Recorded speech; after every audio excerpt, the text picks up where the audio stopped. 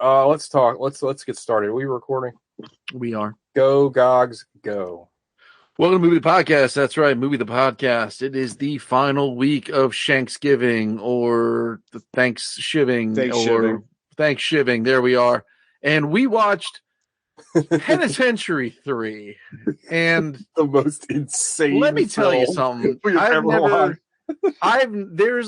is like the most A to B movie you could ever like pitch, and then they just divergent twists. Yeah, it goes through numbers to get to B. You know what I mean? No, it's it's A to B, but it went through like Cyrillic. Like it's like it doesn't. I texted TJ. I was like, "This is the distillation of Movie the Podcast." Like in one movie, it's like the scene in PCU where he's like Hackman and Kane in the same movie. This is my thesis. Like this is my thesis. This hardly qualifies as a film. This is up there with Land Shark. Oh, this is like almost high art. Not You're a movie. crazy. Oh no. This has like no. This isn't on that level because this is actually made with a lot of like somebody was very passionate about this movie. It's just fucking insane. It was made by a crazy person. Like I don't know. I can't wait to talk about this movie. I was enthralled, and the fact that I don't know if you guys watched the Plex I watched version. on YouTube. I watched on YouTube. The YouTube version was like 240p tops, and it It's made like, it even what was the better. other movie we watched on YouTube where it had the fucking? It was the Eddie house Furlong light? film, I believe. No, we watched that on Russian Locker. You watched that on RU or whatever. That was it, yeah. I can't remember, but yeah, it was. Was it The Punisher? Maybe I don't know. It was some movie that we watched strictly on YouTube. The good thing about watching it on YouTube is you can go 1.5 times speed. You could. I couldn't. I didn't do that. think about that. I tried. And the 90-minute movie only took an hour. See, I couldn't get it to work. I thought it had to be up to a certain quality. I hit the options and it wouldn't let me do it. Yeah, but then you miss all the Get Up Too Sweets. Yeah. You get that the worst corner man in the world. Says, Get Up Too Sweet and Guts. Like, oh my god, I can't wait to talk about that. Innermon, which sounds a lot like Enema. Yeah, Enema. Is that? Oh my god. All right. Anyway, before we get into Penitentiary 3, Revenge of Penitentiary 2, what did you all watch this week? Sean never goes first. I watched. Well, first of all, I want to give a big shout out to Boski for sending me and I didn't even know this existed, the Melvin Van Peebles Essential Criterion Collection. Yeah, I saw your post. That was awesome. Yeah, which came with Sweet Sweetback and Watermelon Man and the story of a 3-day pass and Don't Play Us Cheap and a bunch of featurettes, and it fucking rules. And Alec, you rule. You guys are awesome. I love all of you. We get contact rules and we didn't even do anything. Well, I mean, you guys send a lot of shit too. Like, I feel like I'm at like some fucking remote outpost that I'm getting care packages occasionally. Yeah, you're like Kurt Russell in the thing, right? The only thing I watched because I needed to calm down from power bombing the dogs and shadowboxing after watching Penitentiary 3 was I watched the first episode of Chainsaw Man, which calming me down. And now I'm gluing chainsaw blades to all my dogs' heads. Oh, I'm glad you like it. Rules. It's so good, right? It's and I just watched the first episode, and like I don't know if I'm just slapping the problem is capitalism card on this, like I do everything else, and just try to mash it into some leftist treatise. But I think it kind of is. It definitely is. It does a way better job than I think any other anime. And I haven't read the books, obviously, because we understand how I feel about reading. Of establishing what's going on in the world and why you should care about these people in about 10 minutes. It does not dick around with I'm like, okay, I'm already invested in this person, like immediately. Yeah, it's fantastic. It doesn't, and as you continue, right? Like, I'm not going to spoil anything because I've read all the comics too. I'm like up to date on the comics. Yeah. So it is by definition a shonen manga, right? Yeah. And shonen is like Naruto or Naruto or Dragon Ball or Fist of the North Star. It's that singular rise of a hero fight anime type thing. But the thing is that those shows and those mangas are by definition decompressed. Super decompressed, yeah. You know, there's an old Dragon Ball Z joke where Frieza throws an energy ball in the middle of Namek, and he's like, in 10 minutes, the planet will explode. that 10 minutes lasted for like 13 episodes. And the inverse, Chainsaw Man, is like super quick. And I won't get any more into that. Like, as you get into the story, you're going to be like, wait, what? That's it? Like, that it's over? Like, it's wild. And it's so fucking good and creative. I think because, like, they establish he's like, I don't want anything special. I just want to eat. Like, I have this much money to get me through these days. Yeah. And I just want to feed my dog some toast and jelly. And, like, I don't know. It's very relatable. Yeah. Strong recommend. And the theme song goes incredibly hard. Right?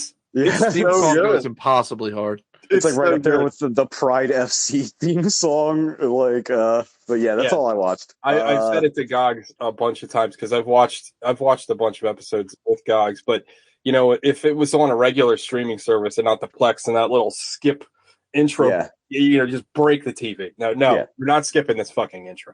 I find it weird that Kenny Pickett wears the Tommy Maddox number. Keeps fucking me up, but that's by the by. Oh yeah, they're playing tonight. Yeah, this fucking dog shit game. Alec. I watched a couple of things. Alec, are you sick? Couple of things? No, I got these new earbuds that I'm trying. Oh, okay. I mean, unless you count the fact that I'm down with the sickness. But,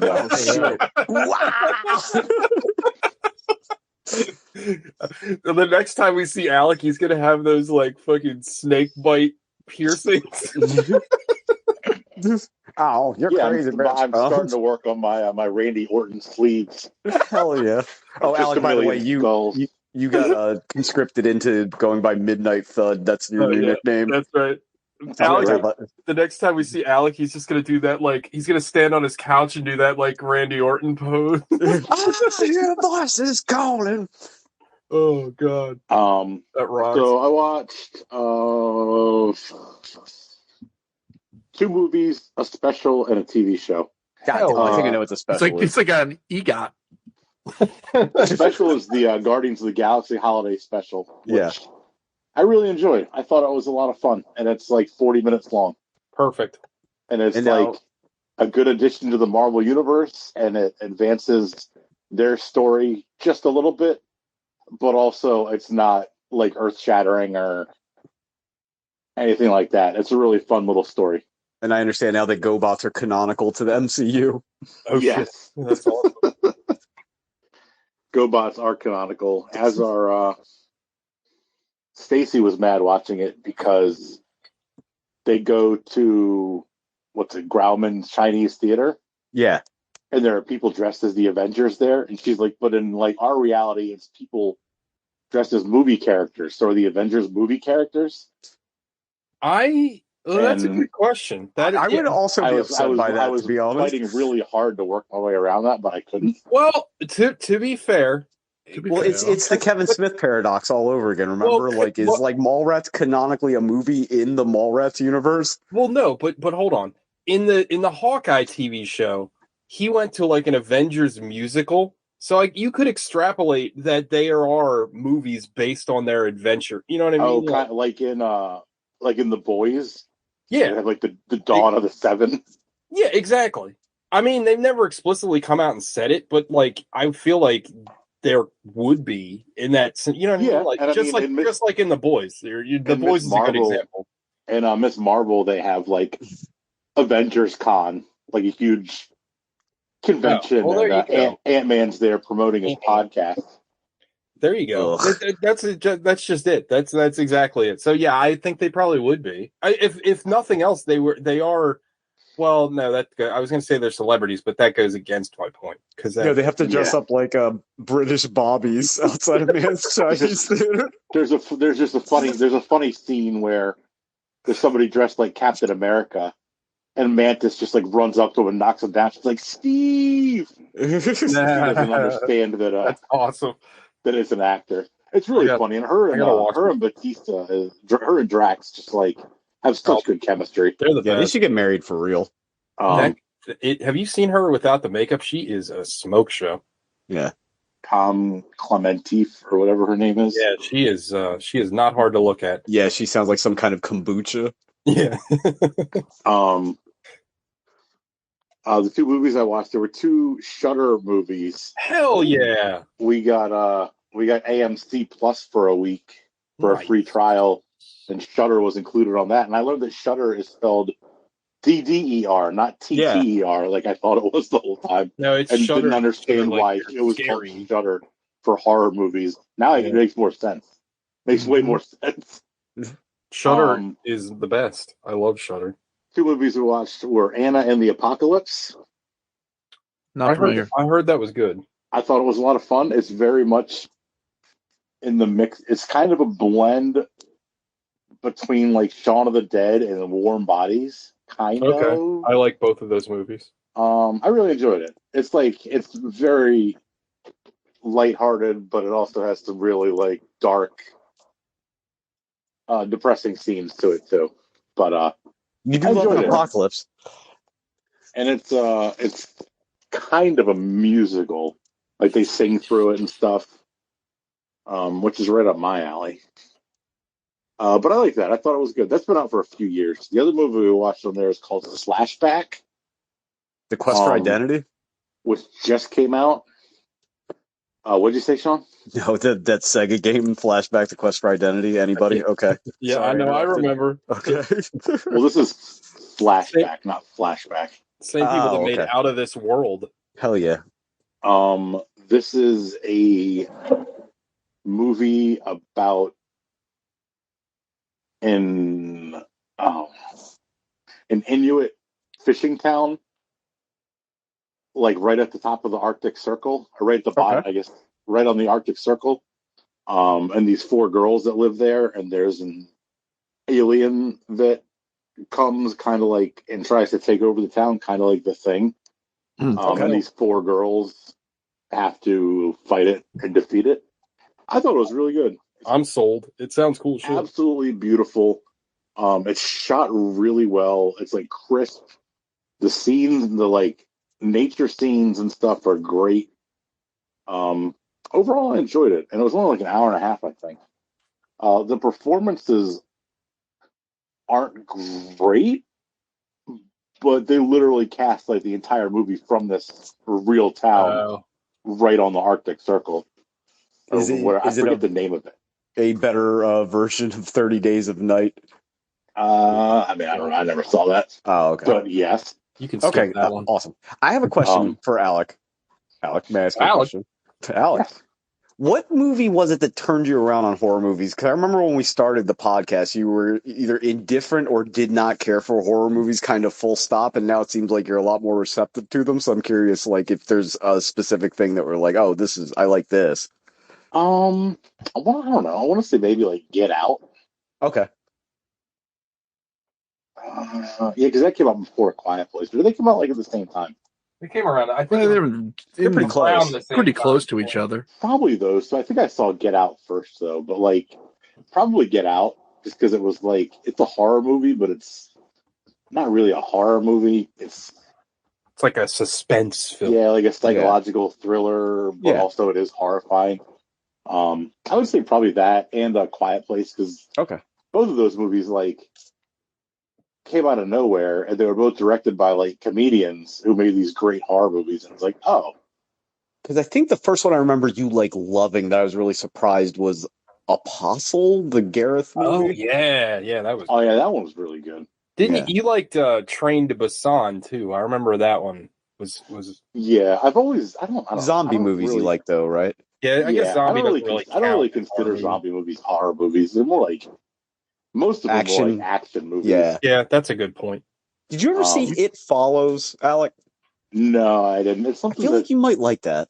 It's been on my Netflix, like my watch list for like probably 5 years, and just never get around to it. You've also turned a corner on westerns now, if memory serves. Yeah. Well, specifically Young Guns. Young Guns and Tombstone, yes. Yeah. The last thing I watched was a show. We got Peacock, and I don't know if the deal's still available, but we ordered it Friday, and you can get it for 99 cents a month for a year for Black Friday. I don't know if they are running that for a few days or not, but it paid for itself for the whole year on Saturday just watching the Survivor Series. But they have a show on there that we really are enjoying called Killing It. It stars Craig Robinson. He's really the only famous actor in it. There's an Australian actress who was in Love, who's been in some other stuff. She's in it too. But I find it like really funny. It's Craig T. Robinson is like a down on his luck entrepreneur who's trying to raise money to start a saw palmetto farm so he can make prostate drugs Okay. or prostate supplements to help people pee better because he has prostate problems and wakes up in the middle of the night. And he can't raise the money, so he ends up partnering up with this woman to kill pythons because the state of Florida pays a bounty for each python that gets turned in. Oh yeah. Apparently, I don't know. I mean, in this universe. Oh no, it was a real thing. Sean, you can't turn in At your least for a little 24-inch pythons. It was a thing in real life, at least for a little while. I don't know if it still is. But people would buy like Burmese pythons, and then just release them into the swamps when they got too big, and they have Sean no becomes a natural. They python have hunter. no natural predators, and they would just get gigantic. They also had a problem with every time there's a hurricane, it blows through one of those like snake houses, and shit just gets loose. It happens like all the time. I just imagine like a big gust. It's like a fucking cartoon down here. Like it's like a legit like Wile E. Coyote shit happening 24/7. It's literally like the fucking those like the fake like the canned snakes like just they pop out. Yeah. Well, it's called Killing It, and like we both love it. I think it's really good, especially for like a Peacock original. Like most of those Peacock shows don't do a lot for me. Like a single cam, like an Office or a Parks and Rec or like a Modern Family type setup? No, like a real sitcom. It's like a multicam sitcom. Okay, pretty much. But it's dark and they cuss like crazy because it may as well be like an AMC show or like an HBO show. Nice. I guess Peacock can do whatever the hell they want. They can let it go. Well, that's all I watched that I can think of. I feel like I'm missing something, but oh well. I'll save it for next week if I think of it. Gods. I ended up watching a bunch of shit. Unfortunately, like a lot of it's real bad because AJ was sick over the holidays, so me and him just hunkered down and like watched things. So here we go. Let's start with good and work our way down. I watched Sin City. That still holds up. Really like to I think most of the people in that movie are probably at their premium hotness. Like everyone in that movie is hot. Everyone's hot. That movie's great. Who's hotter, Clive Owen or Jessica Alba? Legit question. In that movie? I feel like I want to say Clive Owen just because I aspire to look like that. You know what I'm saying? Clive Owen is so fucking good in that movie. You know who's not phoning it in that movie? Bruce Willis is not phoning it in that movie. He does really good in that. And like, I love I mean, I have a real soft spot in my heart for that movie because like, same. I feel like I have my problems with Robert Rodriguez, but I think he like peaked at that movie because I think he got it. The way he committed to, I don't know, the thing is like he committed to making it the comic like exactly, but like he understood the source material, unlike Zack Snyder. So like some of his like recreations look so cool, like when especially when it came out, because you never really saw anything like that. Well, before. The difference is Sin City's not deep. You know what I mean? It is exactly what it is. So like it doesn't matter. There's nothing exactly. Yeah, then we let them off the hook. If anything, like, and I still love Sin City, but like it is a child's version of like film noir, but I kind of love it. It is like heavy-handed, like it is just like it is like laying it on so thick, but it works. But it's awesome. Like it's awesome. Yeah, it's so much Brittany fun. Murphy is so hot in that movie, she died. Yeah, oh my God. Yeah. That's what I'm saying. Everyone in that movie's hot. I love it's a drop line, but it's one of my favorite. Well, first of all, Benicio del Toro, everybody looks super weird in that movie because they have like all the guys anyway, because they have all that weird facial prosthetics that look like Frank Miller's drawings.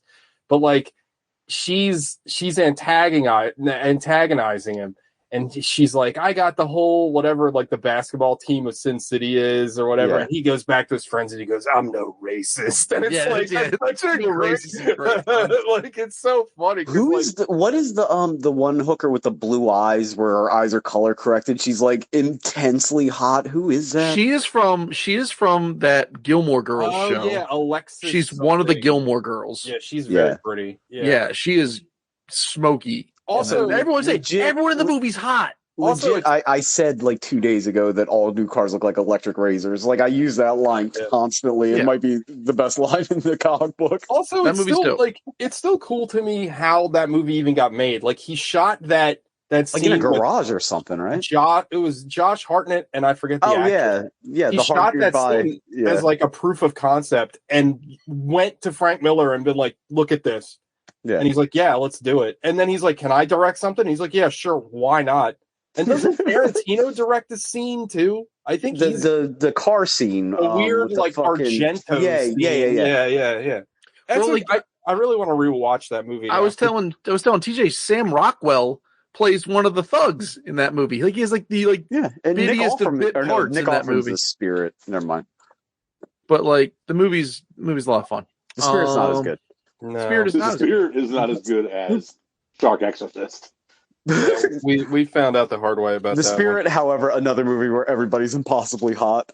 Like they are impossibly. Yeah, absolutely. All the women named after various fonts. I might have gone into that movie with higher hopes than Sin City. Yeah. Because it looked so cool, and I had seen Sin City. I was like, "This should be awesome," and it was not. And that Gabriel Macht was so bad, I think they killed him. Like, I've never seen him in anything else. Yeah, what happened to that guy? Also, if we want to talk about mediocre Samuel L. Jackson performances, stay tuned to what I watched. Oh, shit. All right, well, back to my big list. Did you watch Formula 44? No. Oh. Anything else, Gox? Oh, a lot. You go ahead. Oh, sorry. A lot. So then that was the best thing I watched. Then followed that up with Elf. I like that movie. Tim and Eric, $1 billion movie. I like that movie. Oh my god, that movie is so fucking funny. That movie's so fucking bizarre. It's so fucking weird. Now we're starting to get the bread restaurant they go to. Oh fuck! What was they only serve bread. I forget. All I can think about is the Shrimp Temple, and it just freaks me out. That's a good boy right there. Look at this boy. I love that fucking movie. So now we're getting into like the questionables. I rewatched Hellraiser 3. That movie is a lot of fun, but it really starts to fall off the rails. And then I dip my toes into some other Hellraiser movies to remind myself how bad they are. We won't get into that. I also watched Screamers, which is a movie Peter Weller movie? The Peter Weller movie that they try and really I forgot. I thought it was just a movie about like little underground robots that killed you. Who? Philip K. Dick. There you go. It's a movie that I thought was just about like underground electronic tremors, but it's really, they lay down like almost a Red Faction level of like minor versus corporation Civil War uprising backdrop that I forget them leaning into so much in that film. Peter Weller is really good at RoboCop because he is wooden and he is not a good actor. Weirdly enough, more about Peter Weller later. Jesus Christ. And then Gogs, did you ever get that movie mixed up with Trancers or Trancers, The Return of Jack Death? Because I used to do that all the time. No. What is either of those? I don't know what either of those are. Oh, okay. Well, it's a movie called Trancers about a guy named Jack Death. There's also a movie called Scanner Cops that has nothing to do with scanners. I'm gonna have to look have up. to do with cops. It does have to do with cops. ACAB, especially Scanner Cops. And the last thing I watched was a movie that I feel like is like, it's like Children of Men for idiots. I watched Babylon AD. Oh, the movie where he's got my tattoo. He's got your tattoo on his neck. Oh shit! Sean has a copy of Screamers on DVD. Oh my god! Oh, this isn't even Screamers. This is the sequel, Screamers: The Hunting. Yeah. So, Babylon AD, not Babylon Babies. Yeah, not the best Vin Diesel film. by a long shot. And but it does have a cool missile launcher, if I recall. It has a cool missile launcher. Like there's elements of this movie I'm like, that's kind of dope. And the rest of it's like, this is real dumb. And that's most of it. Most of the movie is real dumb. I don't know if you said this or not while I was getting my Screamer sequel, but it is based on a French comic book, I believe. Which is called It Babylon, feels like baby. that. It feels like it would be based on a French comic book. Yeah, I feel like every movie based on a French comic book is trash because I'm immediately thinking Snowpiercer. That Valerian movie. Snowpiercer is a French comic book? Yeah. Okay. Yeah, so's Tintin. But you know, right? Or is that French? That is French. Or no, that's some other weird white. I don't remember. It's another bad French comic book adaptation. Old.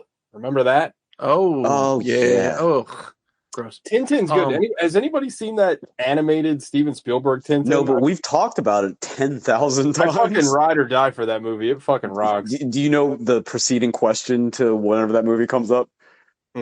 What is the last movie Steven Spielberg made that anybody liked besides Ready Player One? Yeah, it's that. It was really good. I really liked it.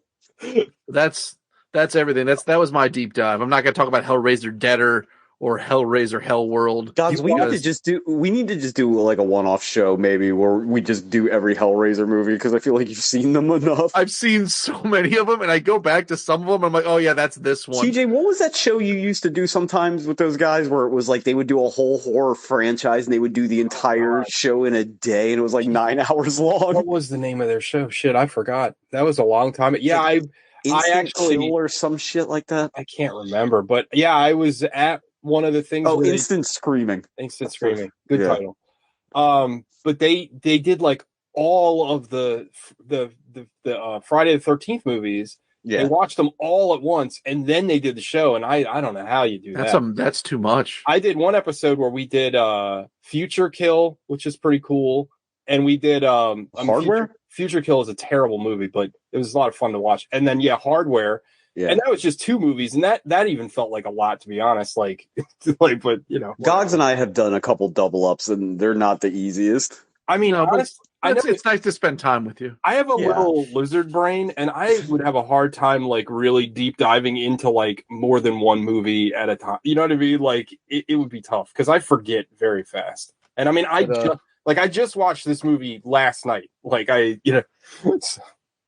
anyway, but all right, that's everything I watched. But real quick before I cede my time to TJ, also shout out to Alec for the Criterion collection of Uncut Gems. Very nice. I can't wait to dig into all these special features. I fucking love this movie. Still do. Will always love this movie. Alex, super clutch this week. Alec is just killing it with Criterion needs to hire me to do the cover. I can do it. That cover is trash. I don't know. They need to hire the Rush Hour Blu-ray cover artist. It's like got that like sort of prismatic shit going on. It looks like the opal. Okay. It's how I win, Kate. Wouldn't it be cool if it was like a drawing though, or a painting? Like, I mean, probably, but you're just trying to push for you to get the hire Sean Phillips. He's done a bunch of their covers. Hire Sean Kemp. Who is hire Sean Kemp. Shout out Sean Kemp. The basketball player. I thought he was talking about an artist for a second. Anyway. Shout out Sean Kemp, the first person to get a cocaine habit and get fat. Well, Artie Lang. That's all I got. Already fat. That's true. You just got fatter. All right. TJ. Who's left? Oh, that's You're me. left. I'm TJ. I watched a couple of things. I watched Satoshi Kon's Perfect Blue. Hell yeah. On Shudder. Is that the 4K resto? You know, I'm not sure. It looked super clean, but I'm not sure. It's hard to tell sometimes with animation. Well, you should be able to tell because I think the only version neither of us have ever seen is like a fucking old DVD beta rip. Yeah. Like it's terrible. Yeah, I have like an old DVD of it somewhere, but Perfect Blue is like one of the best animated movies ever made. And take a shot if TJ talks about how much he likes storylines where like reality is blurred and like that's this whole movie. It's about paranoia and it's about obsessive fandom and it's about like how can I put this? It's about like trying to live up to like pressures that you put on yourself and it's wild. It's a very good movie. It's one of the best as far as like movies. It's a self-fulfilling prophecy of failure. Like hot take: Satoshi Kon's the best animation director ever, and you can just Take that, Miyazaki, you prick. He's incredible, and I mean, R.I.P. But the thing is, like, I'm glad he died before he sucked. Perfect Blue is probably, like, I would say, I mean, and we watched a fair share of this in his other film, or one of his other films, Paprika. Yeah. But, like, I think that Perfect Blue does a better job at, like, you as the audience have, like, you start to you feel like the main character because you start to lose the thread of what's actually happening and what is in her head. And it's a fucking beautiful movie. I can't recommend it enough. It's available on Shudder. Watch it right away. Even if I'd say this is one, I know I said this probably about Paprika too, but this is one of those, like, you don't have to like anime to like this movie. Like, it's not really even like tropey. It's aside from the main character being an idol singer, like, I mean, you can relate to what she's going, because really, just pretend she's a ballet dancer. Or sorry. For those of you that don't know, Darren Aronofsky wanted to make Perfect Blue into a film. They wouldn't give him the rights, so he basically just ripped it off and made. He said, "I'm going to make my own orphanage with blackjack and hookers." Yeah. So, fuck. If you forgot, fuck Darren Aronofsky. He's a fucking prick. Anyway, I watched that. It was excellent. Since we're talking about shows, I am full weed mode again, as we all know. I've been talking about it over the last few months. I've been trying to catch up to shows that people have been crowing at me about for years now. So I watched about 15 episodes of Demon Slayer, which is on Netflix. Pretty good show. I don't like the art style. I really don't like the character designs. I feel like if the character designs look different, I'd be more into the show, but it's still pretty good. I'd recommend it. Is it that or Goblin? Which one am I thinking of? With like no idea. Like the big, like the dude, like the big knight thing. We can only see like his one glowing red eye. No, I think you're thinking of Berserk. I don't know. TJ, can you get Paranoia Agent on the Plex, the Satoshi Kon show? I've been trying to find a fucking torrent for that forever. So to answer your question, I am trying. Because I haven't seen it either, and I really want to watch it. The thing about Demon Slayer, and it's not what you're talking about, guys, because Demon Slayer takes place in feudal Japan. And it's about this character, and this is, again, this going back to what we were talking about earlier, this is a shonen show because it's about this character, Tajin, I think is his name, Tarjin, I can't remember now. But anyway, he is like this kind of like good at everything kid, and he's a good-hearted young lad, and he basically comes back to his house, and demons have wiped out his whole family. And in this continuity, demons, they basically sound like vampires. Demons eat people, and if you're exposed as a human to demon blood, you turn into a demon. So anyway, so his whole family's wiped out.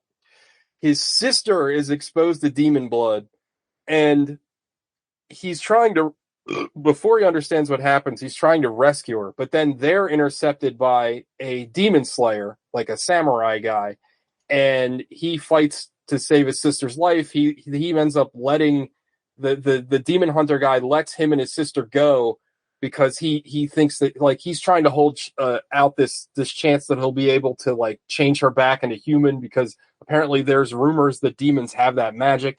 Anyway, he goes to, like, this trainer to train him to be a demon hunter, and that's kind of where I'm at. But it's pretty interesting. Like I said, the animation's really good. But again, I don't really like it. They to use a anime term, the, like, art style is kind of chibi, like they're kind of cute characters, and I don't really care for that. But the story is pretty good. I'd recommend it. Each episode is only 20 minutes long. It's on Netflix. They have both the dubbed and subtitled version if you don't want to read, but I don't know. Yeah, I got a suggestion for a show for you that's on Amazon. I think Alec and Gogs might like it too. Is called Made in Abyss. It's about this girl that's an explorer that, like, goes to find her mom. Anime. Yeah, right? yeah. Yeah, I've seen it. That's what made me think of it. It's really good. Like, it's really awesome. Like, touching. Yeah. It's very popular too. It's like one of it's a big show right now. Yeah. It's very good. I didn't know it was on Amazon. Yeah. I will watch it again. I will. I will. It's so bad we're so deep into Simpsons shit, and you just say "I will," and everybody immediately had that picture in their head. 100%.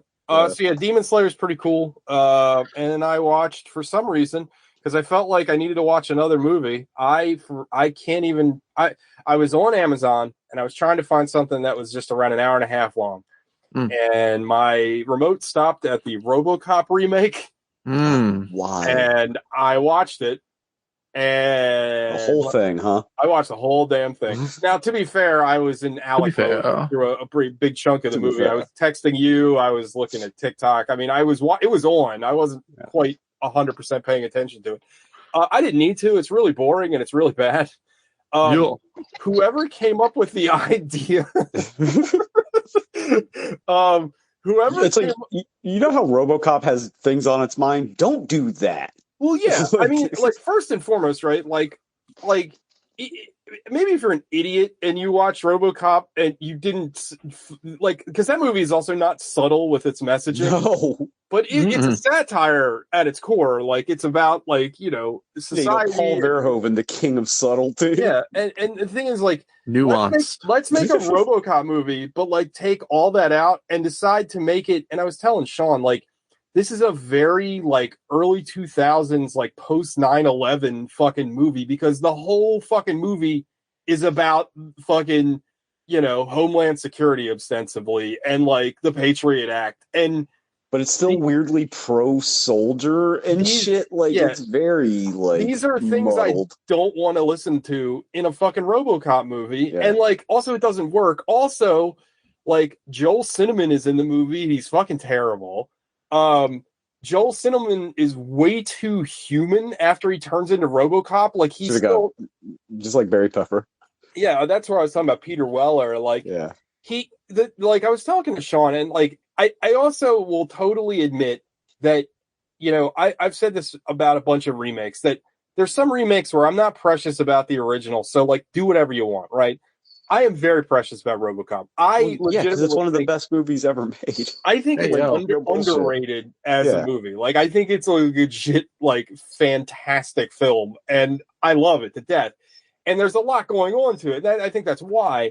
And to strip everything out of it, and like, and also the decision to make it a PG-13 movie, I guess I understand, but like is baffling at the same time. Bloodless, and it's just so bland. And the thing is, what I was going to say is that. When in the original RoboCop, when Peter Weller becomes RoboCop, he is like a whole nother being. He's like the whole point of that movie, or not the whole point, but that whole point of that character is he has elements of his humanity, but like you're like trying to figure out how much of Murphy is still in there. And it's pretty cool. You know what I mean? And in this movie, he just like he turns into RoboCop. And he still just talks like a normal person. And he's like reacting to things like a normal. It's like, what's the fucking point? And then the fucking plot element is the fucking Omnicorp or whatever the fucking name was. OCP. Yeah. What's the O stand for that? Is it Omni? Omni Consumer Products. I was right.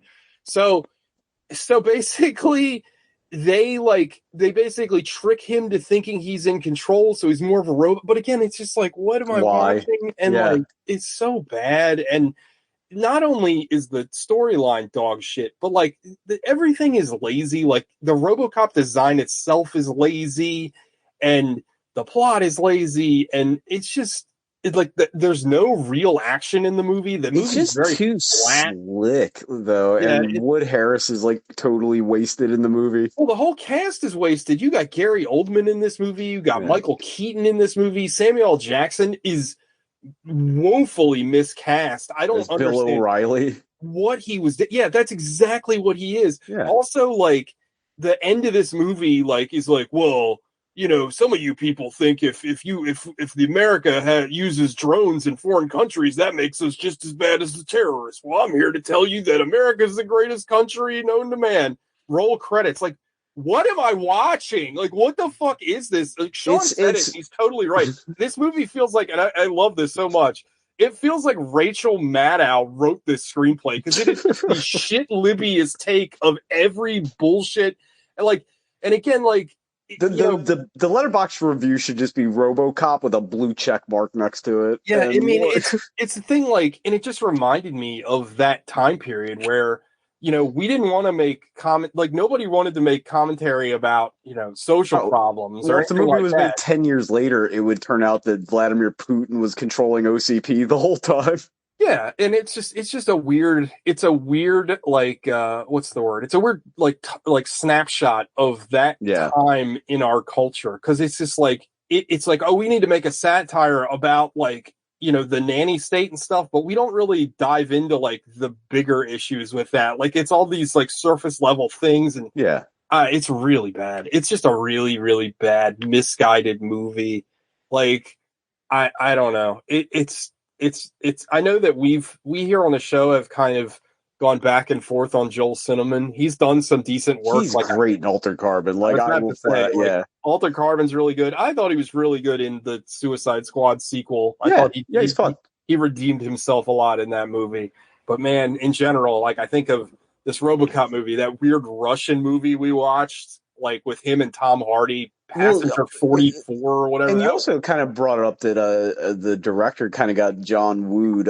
He made the Elite Squad, like those two fucking Brazilian movies that have a lot on their mind. Yeah, the Elite. I don't even agree with the politics of Elite Squad. Yeah.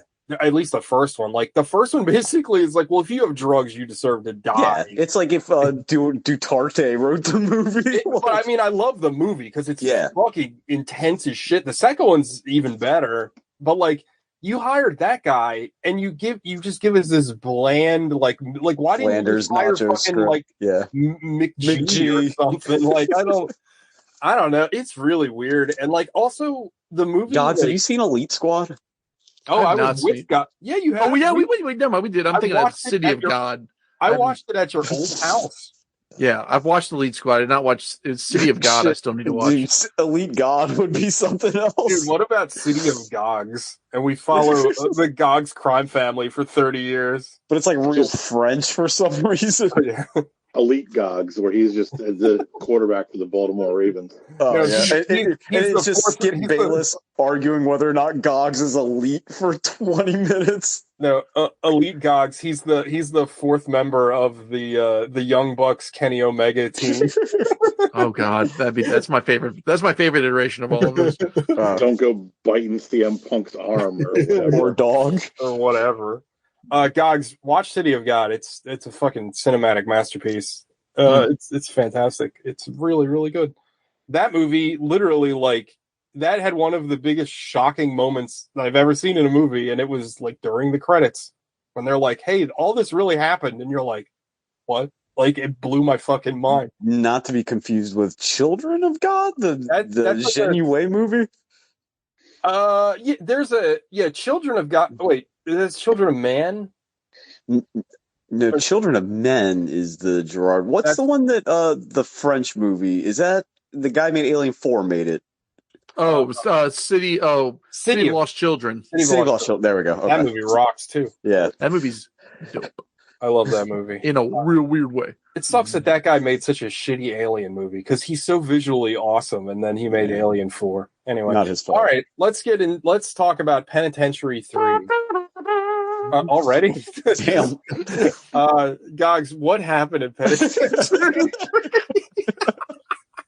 I just want to interrupt real quick. You're just going to interrupt the whole time, so why don't we let's go? I don't know if I've ever laughed as hard. Well, first and foremost, I really wish that all of us were in the same room watching this movie. Yeah, this would have been a banger for sure. Secondly, I don't know if I have laughed so fucking hard. So this movie starts fast, and all of a sudden, no credits or anything. Yeah. And I thought the YouTube was wrong because it just same. in a fight. I'm like, what? There's a line where it's like, "You picked a good time to murder somebody because we got a boxing tournament going on." Dude, all right, yeah. All right, let's get into it. All right, so in the paddy wagon on the way to jail. He's got a saxophone. They let him take a saxophone on the fucking bus to prison. Yeah, I don't know. This might be the only movie from the 80s where the sexy sax music was diegetic. It was and it never stops. No. So, all right. So here we go. I gotta pee, so I won't interrupt you for like 5 Okay. seconds. So Gorman Globus presents, because this actually is a canon I think film. this is the only of the three that is a canon movie, I believe. So the movie opens to in media res. We are in the middle of a boxing match between not Harry Belafonte and some other guy. And this dude looks exactly like a perfect mix of Sugar Ray Leonard and Smokey Robinson. Like that is the guy's aesthetic. So Jimmy Too Sweet Jones, or whatever his name is, ends up pulling a Butch from Pulp Fiction and murders his best friend in the ring after he was dosed with Terrigen Mist by his corner man. What is the name of the drug? Do you remember? It has something. Oh, it's weird like Xanther Hall or Speedle Dew or something. It's some dumb name, but and like more about that. It isn't even like he just punches him and he dies. He like leans through the ropes and just it sends him into a full blown berserker rage. Like he can't stop his bloodlust, which also gets reflected upon later in the film. So now he's been sent to fight prison, thankfully, and he's on the bus to fight prison with Saxophone Steve and I Murdered My Wife Mark. And that guy can't stop talking about how he murdered his wife and why he murdered his wife. He's like the reverse Andy Dufresne. Yeah. He's like, I can't wait. He's the guy that got Andy Dufresne framed up. Like he's the guy who's just like, I can't wait to get back out there and murder more bankers' wives. So they're all on the bus and they go, hey, and that's where this line gets dropped of, you picked a good time to kill somebody because you're going to go to Fight Club prison, where the warden runs a fight club, but also this guy who's not Rutger Hauer from Blade Runner runs a fight club, and they both run the fight club together, and you can't make eye contact with Rutger Hauer. And this guy is also like a villain from a direct-to-video Blade sequel. Like, yeah, he is just arch and femme arch. So now they get and his name is Serengeti. Serengeti. That's right. He's named after a region in Africa. You know what else he was in? General Hospital? Please tell me. He was in UHF. He plays the crazy technician. No shit. No way. That turns out to be an alien at the end, and he flies away to his home planet. Oh yeah! Holy shit! That's awesome. The same guy. Also, could have happened in this movie. Would not have been weird at all. Yeah, this movie felt like fucking the first season of Lucha Underground. Like anything could have happened in this fucking show or movie. So now, Can we briefly touch on how the warden is just wearing prison guard outfit? Like the warden is just one of the people, man. Like he's just out here in the mix, and he doesn't have any control over any. And he's gotten in. It comes out later that he's gotten in bad debt with one of his prisoners. He's in like Michael Jordan territory, gambling debt. Serengeti owns his ass and balls, and yet. Somehow he is somehow permissive and unaware of what's going on with Serengeti, because it's like we finally raided his cell at that, and it's like, wait a minute, you could have done that the whole time. Literally, you have all the legal power in the world to have done that for the majority of these 90 minutes, sir. The end, 2 lines from him are like, we finally got enough to put him away. It's like, well, one, he's already... He is away! Yeah. He's going to double jail. Yeah. Double secret probation. So they approach. So the warden approaches Sugarman and says, "Hey, bro, will you join my boxing team?" And he's like, "I don't want to do that anymore. I killed my best friend in the ring." They're like, "That's cool." How are there in The Longest Yard, right? It's the prisoners versus the guards, and I get that, but why is this criminal allowed to have his own boxing team, and for what purpose, and why? And they're allowed to arrange conjugal visits / fight tournaments with the ladies' prison next door. More about that later. More about that later. Oh my god. So Sugar Tits says, "No, I ain't gonna do it." And then the warden's like, "All right, that's cool." But then Serengeti summons him. He's like, "You're gonna do it for me." And he's like, and then he looked him in the eye, and then people got offended. And he brings him to his cell in the Black Lodge from Twin Peaks. Like, he has a full-ass red velvet curtain surrounding his fuck dimension or whatever he lives in. Yeah, and he's got like he's got women just in there, and I presume that they're actual women. Well, no, that's okay, so narratively it is a trans person. In reality, it is the American Gladiator Zap from the original American Gladiator. So it is an actual woman playing a man, but canonically trans. Woman. Correct. Okay. So kind of like last week with the girl or the feminine male or feminine male what's it, the one of the four winds or whatever in Riccio, remember? Also, let's just go ahead and get this out of the way. This movie is the undisputed heavyweight champion of ADR, and like ADR, it's like the entire movie is ADR from another dimension. Yeah, no, this was ADR'd by like. Yeah, it was. I don't even have any telegraph. It's almost like they ADR'd it without watching the movie. They were like, it's like they didn't have a microphone in the movie. It's like they just shot it all and just ADR'd the entire thing like in post. Yeah, they'll figure it out. They'll figure out the plot in post. So. Okay, so now Sugar Jones says, I ain't going to do it. And then everybody's like, well, maybe you're going to have to. And then somehow using his prison powers, Serengeti unleashes. Well, first of all, you're introduced to Thud, the maniacal genital destroying dwarf, as he feasts upon the genitals of anti-Andy Dufresne. Also, pause. If I understand this movie correctly, which I don't, yes. He is to be unleashed by two other prisoners to soften up Too Sweet's butthole for them to enter him. Is that am I reading that correctly? Well, I thought it was unleashed by guards that were on the take that allowed him to be unleashed. He is like an asshole vanguard unit, like. But he goes in there, but he also removes your genitals and flushes them down the toilet. If I followed the movie correctly. So there is like a hilarious trope of bad screenwriting here that kills me, where one guy says something like very specific where he's like, this guy goes after your manhood.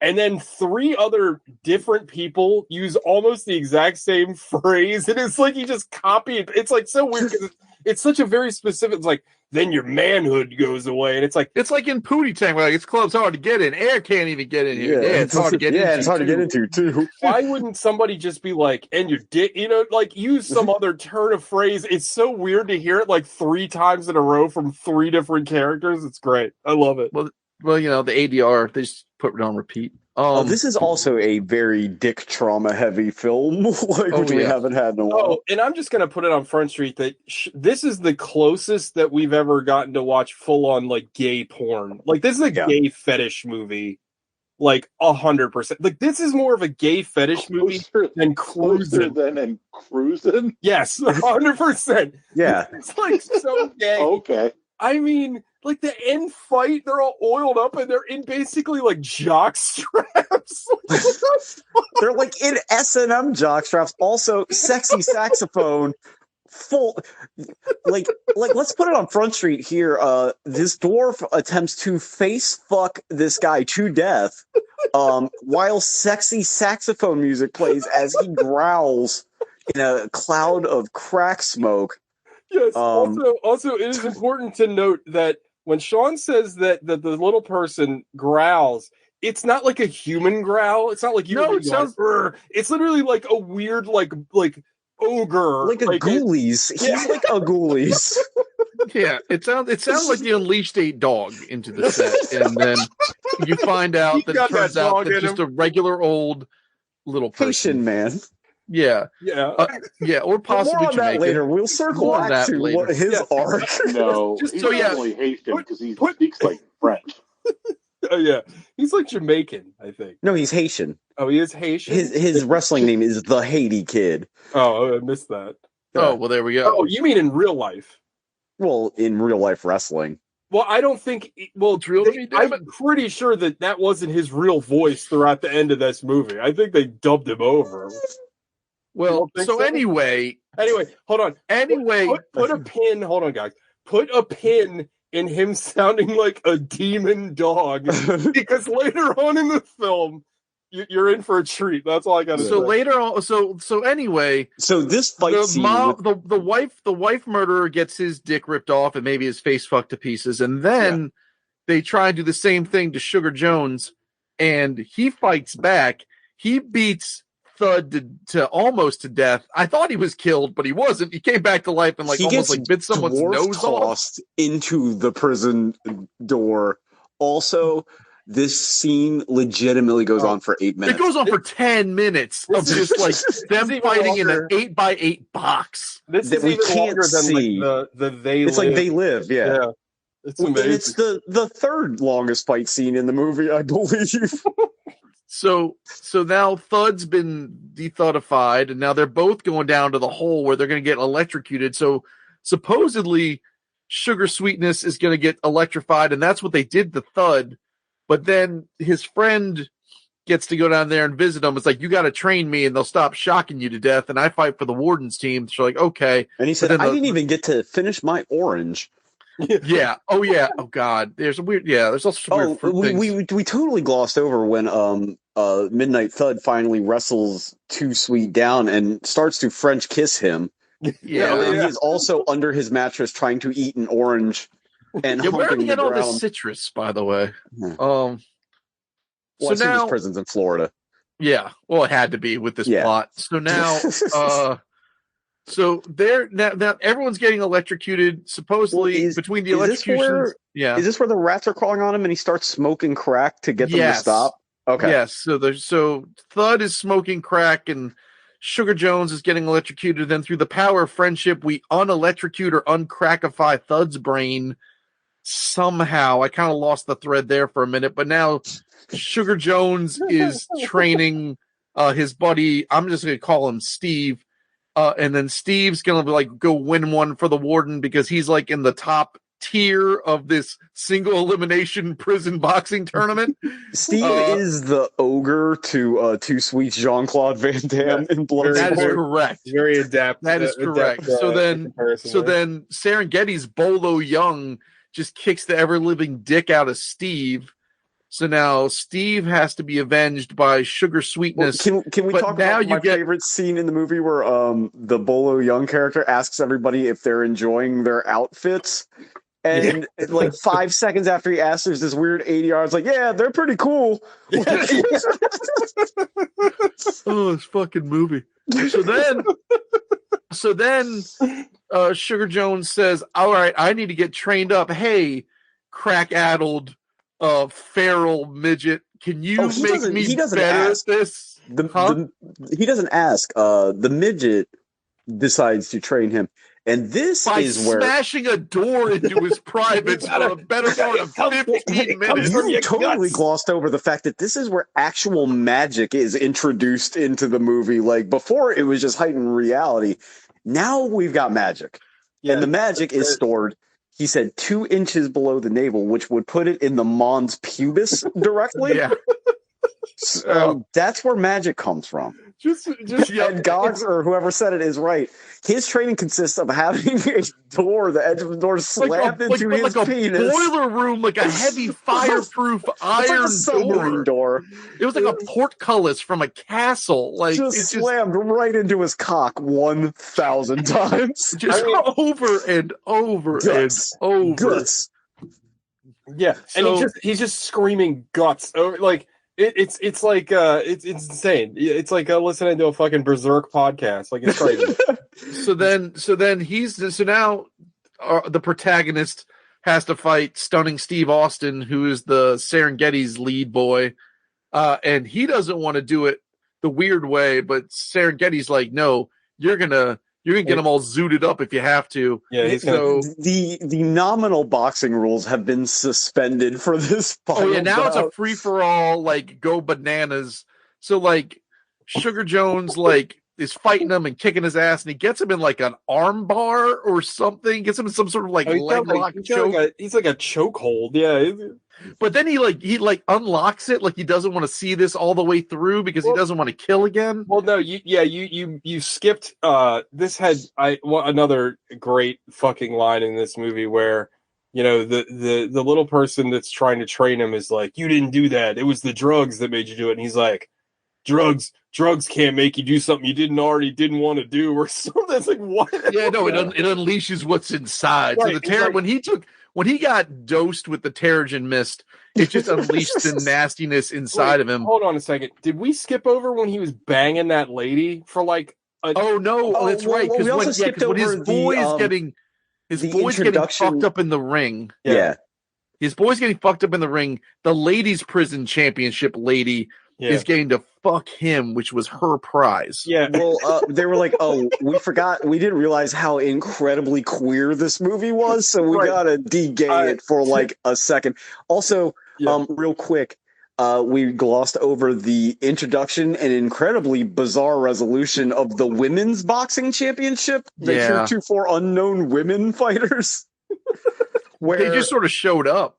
They sort of showed up and they sort of started fighting, and then they sort of just started kissing, which is how I think real boxing matches should go. I think someone was like, "I don't want to see this." But early. This is tennis. What's the one where the chicks wail on each other?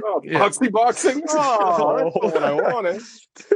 So then, so now, also I forgot that Sugar Jones or whatever got his buddy's robe for luck, and I was like, why do you want to wear that? That guy got the shit kicked out of him. That's the least lucky robe possible. Also, that guy died, right? Like, it's weird that they didn't, like, He didn't die, didn't he? Because I thought he's either alive or he is a ghost they can communicate with, because he's like, tell Saxophone Randy that his robe did its job or whatever.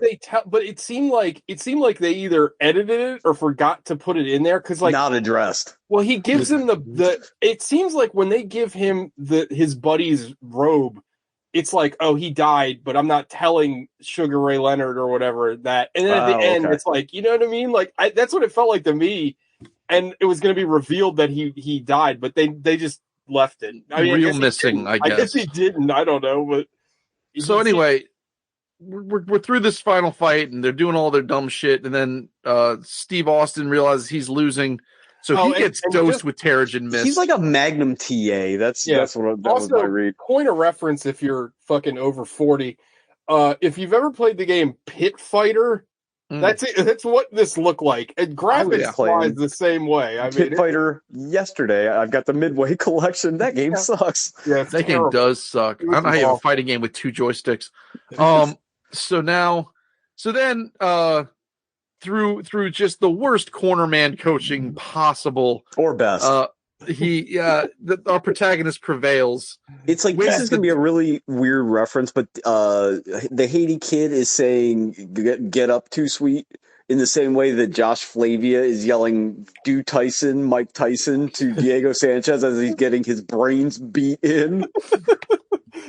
Dude, it's so, but like, I think we've already addressed the ADR, but I can't stress enough how loud the ADR is. Louder than like anything else at the last like 20 minutes of this movie. Like all you can hear is the crowd noise. The sound mixing is fucking insane, because like the Foley effect of the punch swing, which I don't know what that is. Like if you had isolated that sound, I'd be like, I don't know what that's supposed to be. It's louder than when they actually hit each other. Right.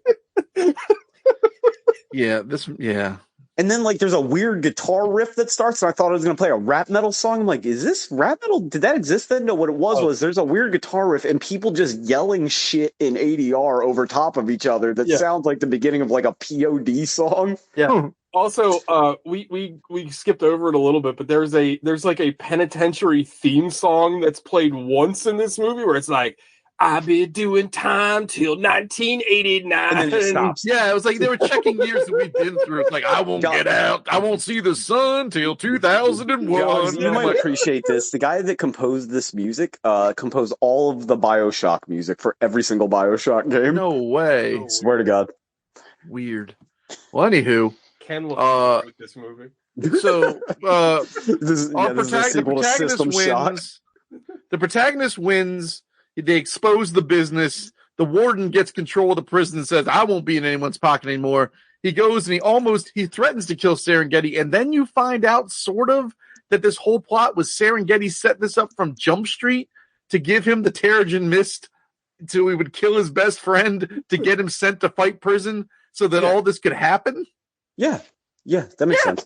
And then they're going to open up an investigation into the mist. And then you didn't mention, and I know this fight goes on forever, and I know we're talking about this, and I'm sure Alex, please shut the fuck up, but I'm not going to. There's a part where he punches Too Sweet into a wall. Too Sweet's back is made of blood. Like, there is no other explanation for this. He hits the wall at terminal velocity, and it leaves a crucifix on the wall of his blood, and somebody in the crowd yells, "Crucify him!" Yeah, this movie is just wow. And then that's it. They're going to open an investigation into Serengeti, even though he's already in prison, and they think that they can get Too Sweet a lawyer to get him out because he didn't murder on his own volition. And the warden has licked his insane gambling problem. Yeah, the warden's now off the gambling sauce, and that is fucking Penitentiary 3.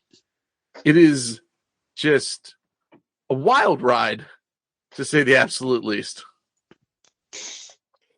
Good job, God. You found a way to describe the indescribable. Exactly. Thank God for YouTube, because if I had watched this at regular time, I would not have finished this movie. Oh, I can't believe it. Come on. I was glued to the screen. I couldn't turn away. Oh boy. Has the lead actor done anything else? The other two Penitentiary movies? Besides those, God. I don't know. Wait, the lead actor's, that character's been locked up 3 times? Yes, bro. Also, the same guy wrote all 3 movies, so who knows what this arc actually is? I don't even want to know, because it's not going to live up to it. Yeah. I noticed that in the beginning of the movie, that this was the director, it's like the director and writer of this movie it was like his production, his characters. So yeah, I kind of figured he did the other 2, which is wild. Like, they're calling he's this like, I don't think his story is complete. Right? I need to send him back to prison again because he drank goofy juice and killed his friend. So they're calling Penitentiary the original blaxploitation film. The original? That's the original. Patently false. And then no. They're saying the original Penitentiary movie is a blaxploitation movie, not that it is the original blaxploitation movie. The second Penitentiary film from 1982 had Ernie Hudson and Mr. T in it. Hell yeah. This Tony Cox, another short African American man. This is what they doubled up Black Dwarves. They doubled up. This is remember Predator being a pitch for Rocky or whatever, where Rocky goes to space or Rambo goes to space or whatever the fuck and fights an alien because they had no idea what to do with the character. That's this movie. I'm just semi off topic, but the poster for Penitentiary 2 is fucking sick. Oh, it's dope. It's really cool. I kind of want to order it. It's really awesome. This movie is also lost media somehow. There are no home releases, I think, except for maybe VHS and some bootleg DVD. There's no Blu-ray, none of that shit. Yeah. Wow. Also, I have 100%. Where's the camera? Oh, you can't see it. But when I was a kid, I definitely walked past this movie I guess it was the first one with the boxer punching through the bars. I definitely saw that on the VHS, the video shelf, a million times. I never rented it. Probably at Little George's, because Blockbuster 100% themselves for this. This is man. So there's no HD version of this. That is a shame. I want it so bad. Leon Isaac Kennedy is still working. He just did he's New York Ninja 2021. Oh shit! No way! Who is New York Ninja? He's the voice of Detective Jimmy Williams. That's awesome! Fuck! Hell yeah! That guy's movie the podcast royalty. New York Ninja fucking rules. I fucking love New York Ninja. That Hell yeah. rocks. That tracks too. I mean, that's like right in line with this. This movie has a line, I shit you not, that is, they call him severe because he severely beats people's asses. That's an entire line. I don't remember seeing him, but that was Danny Trejo. Yeah, he's in there. Yeah. No shit. Yeah, well, it's hard to see because it's like the second to last sanctioned bout in there. Yeah. Oh man, what a movie! This movie. Raymond Kessler, Midnight Thud Jessup. It's on film.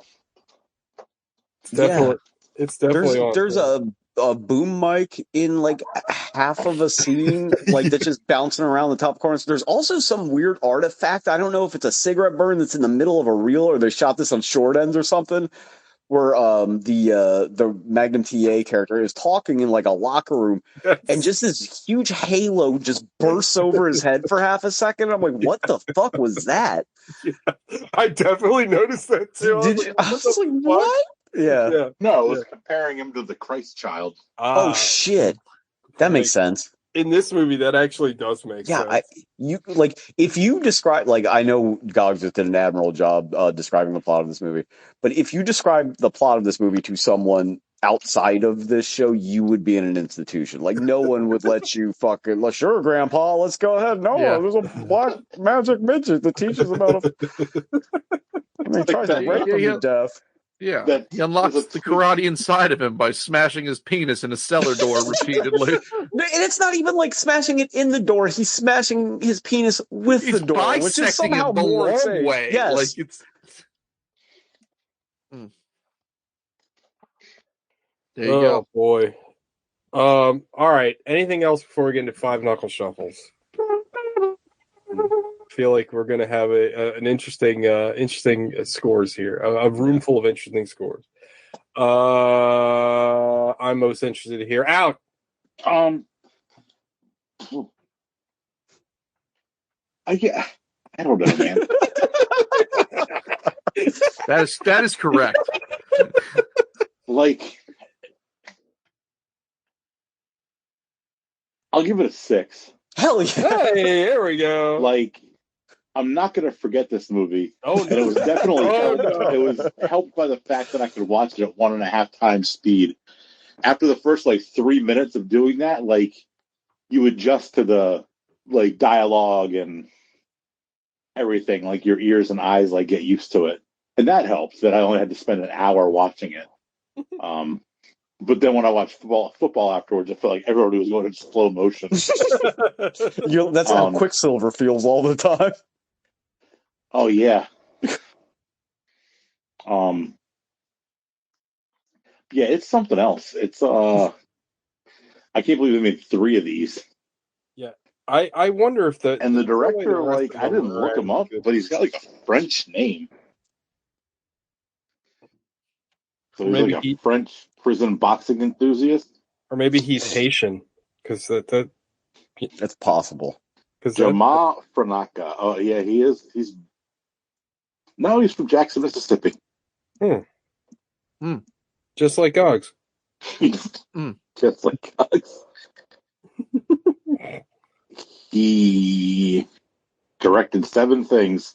3 of them were penitentiary movies. 3 of them were penitentiary movies. One of them was Street Wars. That sounds awesome. It is. Oh, his real name is Walter Gordon. He is from Mississippi. I don't know why the name change. We'll update when I find out. Walter Gordon.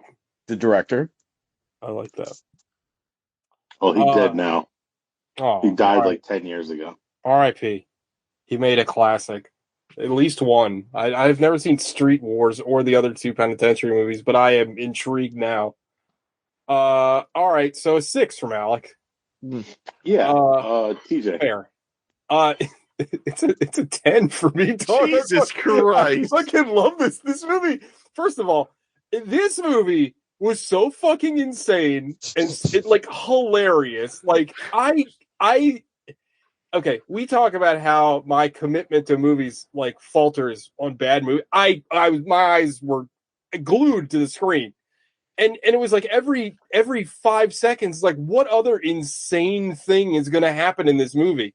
Like as soon as the movie starts, you get this boxing scene with no like preamble. It's just a guy beating another guy in a room that looks like they like rented out like half of a gym. They didn't have the budget to rent out a whole gym. And there's like signs for Sweet, and like I guess Sweet is like a well-known boxer. I guess, like, I don't know. And then like he's beating this other guy to death in like this weird like Wolverine berserker rage.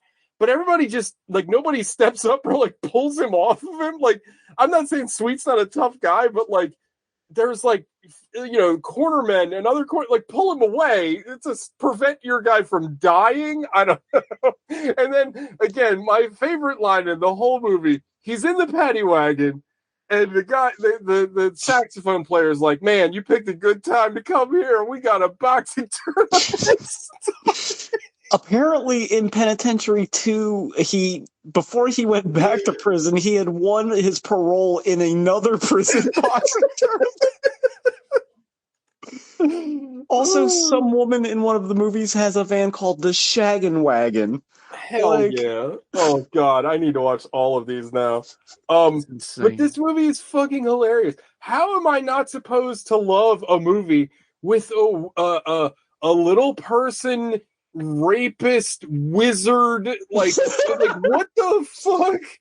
And like the unbridled audacity to introduce magic into the third act of this prison boxing movie also is he's introduced like he's this inhuman. Well, first of all, he's like Blaster from fucking Thunderdome. Yeah, they talk about him, and it's like, oh, this guy's gonna fucking rip off his manhood, and he's gonna flush his dick down a toilet, and then it's this little person, and you're like, okay, that's pretty funny. And I mean, you know, credit where credit's due. He's jacked for a little person, but then he like growls and barks like a dog, so you think he's like a monster man. And then later on, he's like he's like Gandalf in prison. It's like, what the fuck is this movie? And then, like, okay, so that's just the surface. Can I just tag up on yours? Because I want to talk to. I'm also going to give it a 10, of course. We didn't even talk about how in the middle of the fight, as Two Sweet's getting beat down, Midnight Thud steps into the octagon to do a pose down with the villain, and then he gets dwarf tossed, and then his shirt is back on. Like, he stopped to put his shirt back on before he continued to cheer on. I don't think we talked enough about Serengeti, but like there's points in the movie where he like does this weird sort of Jim Gaffigan like self-talk where he's like, "What's happening? Why are they doing that?" Like, what is that? Fucking Frank Booth. Half of this movie is a David Lynch movie, to wit, like, I know you guys aren't like super familiar with Twin Peaks. It looks exactly like Twin Peaks in some of the shots. Like, the video quality is identical. And the red room, and like, and the movie, like, this is, I think somebody mentioned earlier, benefits from how shitty this transfer is, because you can't even see what's going on half the time. It's just like, you gotta guess. It's like black box theater. It's fucking nuts. It's like the perfect movie, the podcast movie. It's like, if you're gonna be bad, you better be confusing. And it is insane and really heartfelt. Like, this isn't like insane. It isn't incompetent like in what's the Shawn Michaels movie? One of the Marines, wasn't it? No. The one with Stolen Valor, Steve Randizzi. What the fuck was that movie we watched? Excuse me. Are you talking about? Are you talking Justice Farce or whatever? Yes. The Farce Awakens. Justice Wars, Farce or whatever. It's not incompetent like that. The dark jokester. Yeah, it is incompetent in like ways that can never be replicated, and like, but it's perfect. Like, this movie is perfect. I mean, I'm reminded of the Room, you know, which is a classic example of this. Like, The Room is funny because Tommy Wiseau thought he was making like a masterpiece in cinema, right? Like, he for some reason decided to shoot the whole thing on video and film at the same time, even though it makes absolutely no. That's what this movie does. It's like, well, we'll ADR shit that no one needs to hear and like have like weird room ambient noise playing the whole time. There is a plot point where two gentlemen are talking about how one guy's wife is clearly cheating on him outside because she has kids, and they send their unbeknownst to us magical dwarf to soften up this boxer's butthole while his jazz cellmate is gone, like, but still has his Miles Davis poster, which it just fucked me up the whole time we're looking at it. That Miles Davis poster is great. Those also, two men disappear from the movie. The first guy that gets his victim to Little Thud or whatever his name is, I forgot already. The guy that can't stop talking about how he killed his wife. He's like, I drowned her. I killed my wife. And then he's like, and I'm a used car salesman. Like, it's like, oh my God, like every like boomer the 80s. And after all this growling, and I shit you not, again, this fight scene goes on for 8 minutes. There's ADR from 3 cells down. They don't even bother cutting to interior of the cell. They don't have time for that. Just some guy goes, yeah, this guy must be dead by now. Also, like, I mean, you know, it wouldn't be the 80s if we didn't have like weird gay panic, because like, there's like, it's not like 10 minutes into the movie where it's like, oh, Little Thud's gonna get him and then his booty hole is mine. It's like, Jesus. That's not gay panic, that's gay celebration. I will. Yeah. Yeah, anyway, Sean, anything else? No, it's beautiful in its stupidity. Like, it's solely, there's nothing else like this. Like, how the Canon Electric Boogaloo documentary was not just a documentary of like 2 hours about whatever the fuck happened during the course of this movie. There are no second takes. No, like it's all in the can. We got it, bro. Yeah, it's all in camera effects. Like, this poor dwarf man gets thrown at least a dozen times. There's like multiple power bombs. He gets thrown into the cell, but like, it's the weakest looking throw, and this weird smash cut and him just bashing face first into the cell. There's a judo toss from the wrestler guy to the dwarf that looked so real. Like, I actually like cringed a little bit. Like, it looked like that Randy Orton flipping the guy into the table. Oh yeah. That's like one of my favorite wrestling things of all time. Oh, it's so good. And that face he makes. He's like, this movie is like nanners. Like, I cannot recommend this movie enough, but also not recommend it at all. Like, I don't know. It's fucking nuts. Do you like the outfits Mr. Serengeti got us? Yeah, they're pretty cool. Smash cut to whatever else is going on. Like, this movie fucking kills. But that's all I got. TJ, are we? Yeah, we're do done. You concur? I adored this movie. I have said this every time when we come across these like super weird ass, like, how does every like, you know, bad movie list, like, how do people that love bad movies, they don't talk about this movie? Because this is how did we watch a weirder movie than The Story of Ricky consecutively? Like, how does that happen? I was thinking about that. Like, this makes Story of Ricky like look like it makes sense. Like, it's like it has a coherent plot. It's like, what the fuck? At least the superpowers are addressed immediately in The Story of Ricky. I mean, to be fair, like, Penitentiary 3 feels like a fucking anime. Like, it feels like Story of Ricky, like the way it's constructed. It's kind of wild. All right, Gogs. Well, I'm going to be I'm in Camp Alec, but that 6 that I'm going to give it makes this a certified good ass movie. 2 6s and 2 10s, a certified good ass movie makes this. I don't know what to do with this movie. It is just, I don't know. It would have benefited if we were all sitting in the same room together. That would have helped. It was just like, this movie's just all over the place and nowhere at once. I don't know how to make heads or tails. I don't know I don't know how zooted up everyone must have been the entire time making this movie. A lot. Yeah. Like, this movie just reeks of everyone just smoking cocaine. Well, this movie exists outside of conscious thought the way you understand it. Yeah. This is like what's his name? Famika Janssen or whatever the director's name was, took too much spice he saw beyond space and time and made this movie. Yeah, I'm shocked there isn't a 4. I guess we'll never get to see the rest of Martin Too Sweet Gordon's like arc.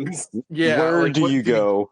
Yeah, dude, like I would like to see I would like to see. Here's what I want. I want the courthouse procedural where they redo his case and then he gets free and then he fights the judge to death. Gogs, how are you going to send him back to the farm after they've seen Penitentiary 3? This is oh God! But that's it. Certified good ass movie. Penitentiary 3. What's next month, Alec? Happy E-Honda days. This is all Japanese. All Street Fighter movies? Video game movies. Video game movies. Oh, ooh. That's a tough one. Well, somebody's got to bite the. Oh, we already watched Super Mario. Shit, we did. It actually was better than I remember it to be. Hell yeah, it was. Speaking of weird fetish movies that we've watched on the show. Yeah. Anybody have a off the bat? Ooh, I got one. It's bad though. Too. Alec, you go first. Well, it's between two: either Street Fighter or the Sonic the Hedgehog. Didn't we review Street Fighter? I feel like we did. We reviewed one of them. We reviewed What do you mean one of them? There's multiple Street Fighter movies. There's The Legend of Chun-Li. We reviewed that one. No, we reviewed that, and we reviewed the Van Damme one. The Van Damme one. It was a long time ago because remember that's when we found out Bison Bucks and they had the weird Bison had the weird John Wayne Gacy painting in his room for some reason. We definitely reviewed Street Fighter. So what was the other one? Well, the other one was the new Sonic the Hedgehog. I'd be down to watch that. It came out a couple of years ago. I haven't seen that. I would. Not 2, 1, because there's two of them that are out. I haven't seen that. I haven't seen either one. So, Gogs, what's your pick? My pick was going to be, well, I have two now. One of them was going to be the Warcraft movie. Oh, no. Yeah. Isn't that like incredibly long? It's 2 hours and 3 minutes. But that's the other one, and I didn't realize that this was I just Googled video game movies, was Werewolves Within, which has got the one guy from Detroiters in it. What the fuck is that? I didn't know that was a video game. It's an adaptation of a video game. Of what video game? I think it's a Telltale game. I did want to see that movie.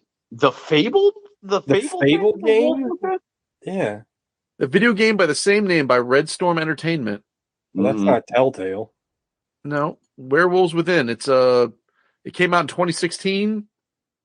It doesn't count because no one's heard of the video game. So then I guess the Warcraft movie. Oh. No, you should pick that Werewolves Within. No, it doesn't count. Nobody's heard of that fucking video game. Or we could watch Angry Birds. You never heard of it either. I never heard of it either. It's a VR game for the Oculus Rift. Oh, see, exactly. It doesn't count. And PlayStation VR, published by Ubisoft. Well, next week we're watching Sonic anyway, so we're doing Alec's pick. Ooh, we could do two birds, one stone with my pick. We watch Uncharted because that's also a 2022 movie. Oh, that was going to be mine. So okay, then never mind. I'm gonna finally bite the bullet and do Max Payne because we've been kicking that around. Oh man, this is gonna. I saw that in the theater. Did you really? Oh my god, Gogs, didn't we? Hey man, I've said it before and I'll stick by it. That trailer for Max Payne was fucking awesome. The trailer rules. Didn't we watch the Timothy Elephant Hitman movie? We watched the Hitman 47. Yeah, we did. Yep. Yeah. You know what? I'm gonna pull a triple audible. Look at this offense. When it's my pick, we're going to watch Mortal Kombat Annihilation. No, we're going to watch Dwayne The Rock Johnson's Rampage. Oh. Yeah. I'm pretty sure that movie is long. It's longer than the Warcraft movie? Hour 47. Oh, perfect. Wow. Okay. All right, so I kind of wanted to pick Silent Hill, but it's just really boring. Like, it's not... I think I might pick Silent Hill. I really don't want to watch that Uncharted movie at all. Like, I have no interest in watching that. At least there might be something interesting in that Silent Hill movie. I don't know. I got Katie Sackhoff's in it. Well, you know what happens when she's on the screen. Hey, Alec, what about Lawrence Maroney's Deli? I don't know. What would you call that? I thought it was Christopher Maloney's deli. No, it is. No. That joke originated. We were watching the Patriots, and Lawrence Maroney was the running back for the Patriots. The deli specializing in German meats. Baloney, which isn't even the right. All right, so next week's Sonic. I've actually heard a lot. Isn't the voice of Sonic? Get your fill in it, Corey Dillons. I don't know, like that's not bad. Okay. Isn't the voice of Sonic the guy that plays John Raffio from Parks and Rec? I can't think of his real name. Yeah, Ben Schwartz, and it has Cyclops, and Jim Carrey. It might be. I actually heard a lot of good things about it. So I'm excited to watch it. Yeah. Yeah, I'm looking forward to it. I think the rest of the month is going to be horrendous. It's going to be fucking brutal. If we like it, somebody can always audible and pick the second Sonic. Well, I'm trying to think. I was trying to think of like. I mean Detective Pikachu. Like I watched that. That's not bad. I like that. I wouldn't mind watching that. We should watch fucking what is the unlicensed Silent Hill movie? Possum. Yeah, that doesn't count. I would love to bend the rules, but that's a great movie. But anyway, all right. Well, that's a show. Man, Honda, happy Honda days. Mm-hmm. It's going to be. It's not going to be a very happy birthday for Rex Banner. I'll tell you that much. I haven't eaten your banana kaboom or whatever. Maybe I'll pick like one of the random Blood Rain sequels because I think they're short and they'll probably. Oh God, we didn't watch one of those. Just do the original. We watched one of the sequels. Yeah, do the original if you're going to do any of them. We did watch one of the sequels, didn't we? It was a whole. There's also it was like the Old West, I thought. Oh, yeah, the Blood Rain. Oh, that's a good one, Sean. I forgot about that. The original Blood Rain has Sir Ben Kingsley in it. Yeah, it's terrible. I believe there's a King of Fighters movie. There is a Tekken movie. I think it's a Japanese. No. I think there's a King of Fighters movie as well, and I think Ray Park plays Rugal. Oh shit! All right, well, I need to do some more research, but anyway, next week's Sonic should be interesting. Yeah. It'll ease us into the fucking shitstorm that follows. Well, we got the Molies coming up, so that's true. Did we ever do Mortal Kombat Annihilation? No, we did. I just watched that on my own. We did regular Mortal Kombat. Okay. Oh, we did the HBO Mortal Kombat. Yeah, we did the shitty one.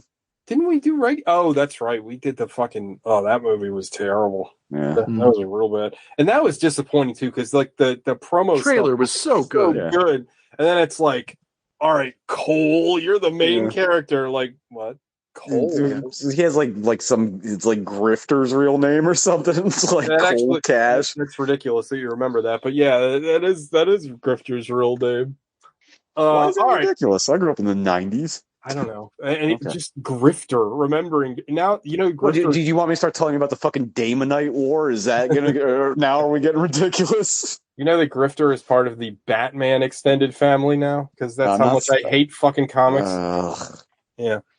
All right. Anyway, you know the drill. Eat your own ass. It might not be Thanksgiving, but just go ahead and gobble down on your own ass. And Cogs, you got anything to plug? Just make sure you just punch yourself right below the fucking belly button to unlock your chi. just have a small man just slam a door into your cock a million times until you're finally a better fighter and can avenge the death of your friend. And you will get out of prison for the third time. Kaboom. Due to boxing related circumstances. God damn it. All right, everybody. Good night, folks. All right. Bye.